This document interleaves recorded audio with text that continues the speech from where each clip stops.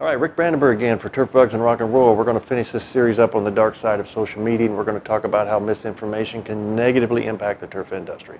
Last time I talked about John Coleman. Some people weren't real happy about that. Not saying he's a bad guy, just saying he's not a prominent, was not a prominent climate researcher and should not be put into that position. Here's one thing that John Coleman said, which did irritate me because it is not true. It absolutely is not true. He said that all the climate scientists that say that climate change is happening have all been bought out by the federal government with billions of dollars of funding. Okay, just think about that for several reasons.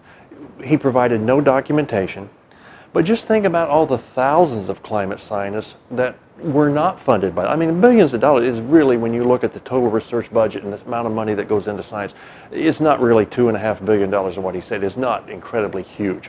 So let's think about all the thousands of climate scientists that did not get funded. You don't think they'd be bringing this to everyone's attention, that this is a buyout, that this is a joke, that this is a sham, that these scientists are all shills? I don't think so. It's just not true that all those scientists who promote climate change have been bought out by the federal government.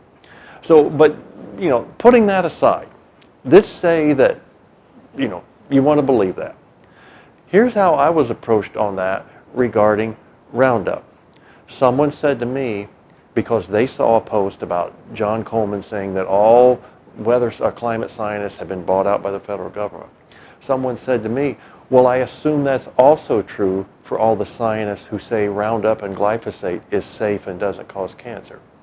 So, they're using that, which is not an accurate statement. It's false information, and they're spreading it into other aspects of science that we turn around and say, oh, all the experts say that Roundup is safe.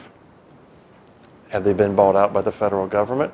So we really got to be careful in the information we throw out there, because there's a lot of people on the receiving end of that information that can sit back and process this and say, something doesn't add up. So all I'm saying is, I don't care what you believe on climate science. I truly, really don't. All I'm saying is when you promote your thoughts, your ideas, your opinion, your concept on a topic, make sure you got information from credible scientists who are held in high regard nationally and internationally. And, if you really want to know, read refereed journal scientific publications that have been evaluated by peer review, that have been found to be solid science and found to be sound in the analysis that they produced. Don't just go on something you see on a television station or something that comes from a social media site that you go to over and over again because they provide a lot of information that you agree with.